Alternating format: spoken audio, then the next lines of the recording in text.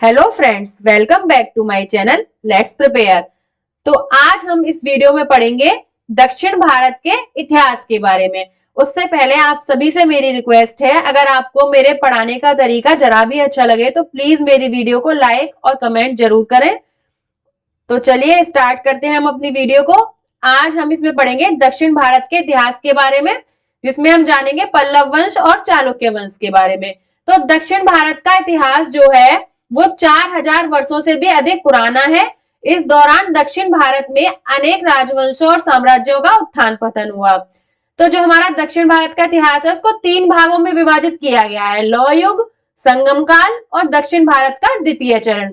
तो जो ये लौह युग और संगम काल है, ये मैं आपको दक्षिण भारत के इतिहास के भाग फर्स्ट में पढ़ा चुकी हूँ और उस वीडियो का लिंक मैं आपको डिस्क्रिप्शन में दे दूंगी। और इस भाग 2 में हम दक्षिण भारत के द्वितीय चरण के बारे में पढ़ेंगे, जो 500 ईस्वी से 1200 ईस्वी तक चला है। और इसमें पल्लव, चालुक्य, राष्ट्रकूट और चोल वंश के बारे में हम पढ़ेंगे। तो चलिए शुरुआत करते हैं। दक्षिण भारत का द्वितीय चरण। दक्षिण पथ मौर्य साम्राज्य के अंतर्गत था। जब मौर्य सम्राटों की शक्ति शिथिल हुई और भारत में अनेक प्रदेश उनकी अधीनता से मुक्त होकर स्वतंत्र होने लगे, तो दक्षिणापथ में सातवाहन वंश ने, कौन से वंश ने? सातवाहन वंश ने अपने पृथक राज्य की स्थापना की। कालांतर में इस सातवाहन वंश का बहुत ही उत्कर्ष हुआ और इसने मगध पर भी अपना आधिपत्य स्थापित कर लिया। तो शकों के साथ निरंतर संघर्ष के कारण जब इस राजवंश की शक्ति क्षीण होने लगी, तो दक्षिणापथ में अनेक नए राजवंशों का प्रादुर्भाव हुआ। कौन कौन से? पल्लव वंश, चालुक्य वंश, राष्ट्रकूट वंश। तो जो ये पल्लव वंश, चालुक्य वंश है और उसके बाद राष्ट्रकूट वंश है, चोल वंश है, तो इनकी समय सीमा क्या रही है? 500 ईस्वी से 1200 ईस्वी। जिसमें कि चालुक्य वंश जो है ये 3 भागों में विभाजित है, बातापी चालुक्य, वेंगी चालुक्य और कल्याणी चालुक्य। इनके बारे में आगे विस्तार से पढ़ेंगे। तो सबसे पहले आता है पल्लव वंश। पल्लव वंश 4वीं शताब्दी में दक्षिण भारत में स्थित कांचीपुरम राज्य में स्थापित था। कांची के पल्लव वंश की ऐतिहासिक जानकारी सबसे पहले हमको कहां से मिली है? जो हरिशेन है उनके प्रयाग प्रशस्ति से, और हेन सांग का जो यात्रा विवरण है उससे हमें इसकी जानकारी मिलती है। पल्लव का अर्थ क्या होता है? लता। पल्लव का अर्थ होता है लता। और ये कहां से लिया गया है? जो तमिल शब्द टोंडाई है उसका रूपांतरण, मतलब उसका रूपांतरण है पल्लव, जिसका अर्थ है लता। इसलिए इसे मूलतः लताओं के प्रदेश का निवासी भी कहा जाता है। सिंह वर्मन का पुत्र, जो सिंह वर्मन का पुत्र था, यानी कि वहां का उत्तराधिकारी सिंह विष्णु, जिसको पल्लव वंश का वास्तविक संस्थापक माना जाता है। जैसे प्रश्न आ जाता है कि पल्लव वंश का वास्तविक संस्थापक किसको माना जाता है, तो उसका उत्तर होगा सिंह विष्णु। इस वंश ने लगभग 600 वर्ष तक तमिल और तेलुगु क्षेत्र पर शासन किया। इस वंश का सबसे प्रतापी राजा सिंह विष्णु को माना जाता है और इस वंश का सबसे अंतिम शासक कौन था? अपराजित था। अब आते हैं इस वंश के प्रमुख शासक जो हैं उनके बारे में हम पढ़ेंगे। वैसे तो पल्लव वंश में बहुत से शासकों ने शासन किया है, लेकिन जो मेन है जिनके बारे में पूछा जाता है उनके बारे में हम कवर करेंगे। सबसे पहले आते हैं सिंह विष्णु। इन्होंने 575 से 600 ईस्वी तक शासन किया है। सिंह वर्मन का पुत्र तथा उत्तराधिकारी सिंह विष्णु पल्लव वंश का वास्तविक संस्थापक माना जाता है। सिंह विष्णु जो था वो भगवान विष्णु का उपासक था।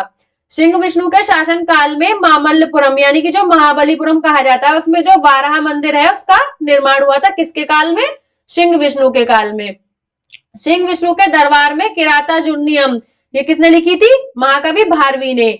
ये इसी के शासन काल में हुए थे। सिंह विष्णु ने लगभग 25 वर्षों तक शासन किया था। अपने 25 वर्ष के शासन काल में चेर, चोल और पांड्य शासकों को युद्ध में पराजित किया इसने, जिसकी जानकारी वेल्लूर के पालियम ताम्रपत्र से मिलती है। फिर आते हैं महेंद्र वर्मन प्रथम। इनका क्या था समय सीमा? 600 से 630 ईस्वी।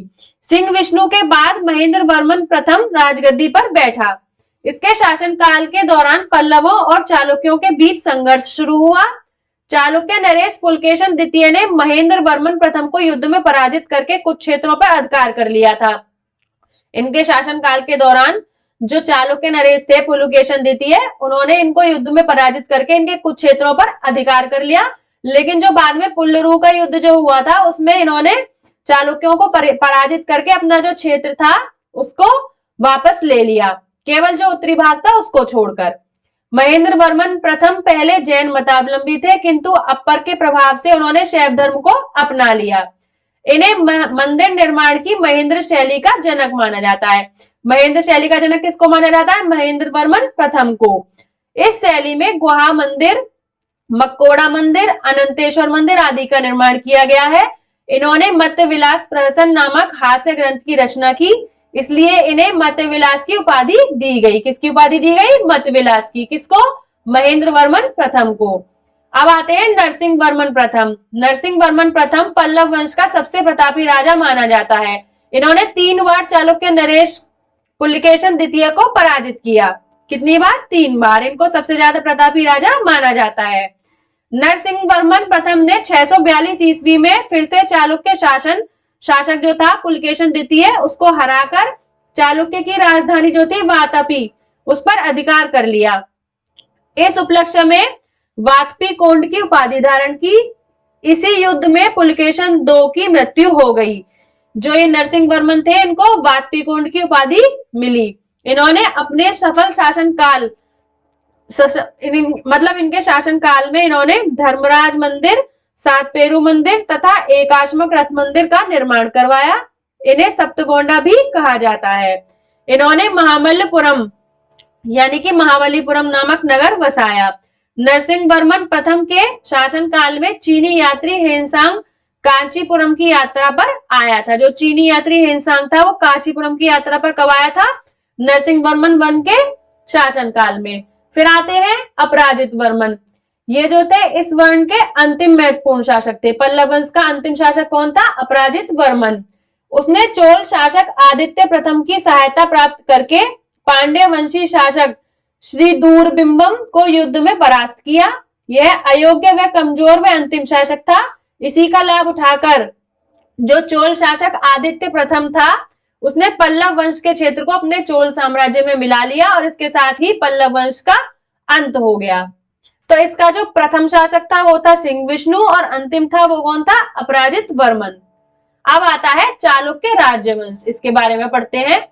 चालुक्य राजवंश एक शक्तिशाली और प्रभावी भारतीय राजवंश था, जो कि 6वीं शताब्दी और 12वीं शताब्दी सी के बीच अस्तित्व में था। उन्होंने एक विशाल राज्य पर शासन किया, जिसमें दक्षिण भारत के वर्तमान कर्नाटक, महाराष्ट्र और आंध्र प्रदेश के कुछ हिस्से शामिल थे। कौन कौन से? जो अब कर्नाटक है, महाराष्ट्र है और आंध्र प्रदेश है। 3 अलग लेकिन संबंधित चालुक्य राजवंश थे। चालुक्य राजवंश को 3 भागों में बांटा गया था: वातापी चालुक्य, कल्याणी और वेंगी चालुक्य। देखते हैं ये कौन कौन से थे। सबसे पहले आता है वातापी चालुक्य। वातापी चालुक्य को बादामी चालुक्य भी कहा जाता था। 6ठी शताब्दी के मध्य से लेकर 8वीं शताब्दी के मध्य तक दक्षिणा पथ पर जिस चालुक्य वंश की शाखा का आधिपत्य रहा, उसका उत्कर्ष स्थल बादामी या वातापी था, जिसके कारण उसे वातापी या बादामी चालुक्य कहा जाता था, इस स्थल के नाम के कारण। पुलकेशन प्रथम जो था वो चालुक्य वंश का प्रथम वास्तविक शासक था। चालुक्य वंश का प्रथम वास्तविक शासक कौन था? पुलकेशन प्रथम। चालुक्यों की यह शाखा मुख्य शाखा थी। कर्नाटक में बादामी यानी वातापी को अपना राजधानी बनाया इन्होंने। जो चालुक्य थे उन्होंने अपनी राजधानी किसको बनाया? बादामी, वातापी को। जो बादामी है उसे वातापी भी बोला जाता है। विक्रमादित्य द्वितीय के बाद 744 ईस्वी के लगभग कीर्तिवर्मा द्वितीय विशाल चालुक्य साम्राज्य का स्वामी बना, पर वह अपने पूर्वजों द्वारा स्थापित साम्राज्य को कायम रखने में असमर्थ रहा। दंती दुर्ग नामक राष्ट्रकूट नेता ने उसे परास्त करके महाराष्ट्र में राष्ट्रकूट राजवंश की नींव डाली। कौन से दुर्ग? दंती दुर्ग नामक राष्ट्रकूट नेता ने। प्रमुख वातापी चालुक्य शासक। जो वातापी प्रमुख चालुक्य शासक थे वो कौन कौन से थे? पुलिकेशन प्रथम, जिसने इसकी स्थापना की थी। वातापी में अपनी राजधानी के साथ साम्राज्य की स्थापना की। इन्होंने अश्वमेध यज्ञ किया। इनकी समय सीमा क्या थी? 543 ईस्वी से 566 ईस्वी। अब आते हैं कीर्तिवर्मन प्रथम। इनका क्या था समय सीमा? 566 से 597 ईस्वी। ये पुलिकेशन प्रथम का पुत्र था और कोंकण और उत्तरी केरल पर इन्होंने विजय प्राप्त की थी। फिर आते हैं मंगलेश। इनकी शासनकाल था 597 ईस्वी से 609 ईस्वी। कीर्तिवर्मन प्रथम के भाई थे ये। कदंब और गंगा पर इन्होंने विजय प्राप्त की। उनके भतीजे और कीर्तिवर्मन के पुत्र पुलकेशन द्वितीय ने उनकी हत्या कर दी थी, जिसके बाद ये पुलकेशन द्वितीय राजा बने। ये चालुक्य राजाओं में सबसे ज्यादा महान राजा थे। दक्कन के अधिकांश हिस्सों में चालुक्य शासन का विस्तार किया। इनकी समय सीमा थी 609 ईस्वी से 642 ईस्वी। अब आते हैं उनका जन्म। इनका जन्म कहाँ हुआ था? इनके जन्म का नाम था एराया। उनके बारे में जानकारी 634 के ऐहोल शिलालेख से प्राप्त होती है। पुलकेशन द्वितीय की बात कर रहे हैं हम। इनका जन्म का नाम क्या था? एराया। और इनके बारे में जानकारी कहां से मिलती है? 634 के ऐहोल शिलालेख से मिलती है। यह काव्य शिलालेख उनके दरबारी कवि रवि कीर्ति द्वारा संस्कृत भाषा में कन्नड़ लिपि का उपयोग करके लिखा गया था। जुआन जांग ने उसके राज्य का दौरा किया था। उन्होंने एक अच्छे और आधिकारिक राजा के रूप में पुलकेशन द्वितीय की प्रशंसा भी की है। वह उत्तरी राजा हर्ष को अपने रास्ते में रोकने के लिए प्रसिद्ध है, जब वह देश के दक्षिणी हिस्सों को जीतने की कोशिश कर रहा था।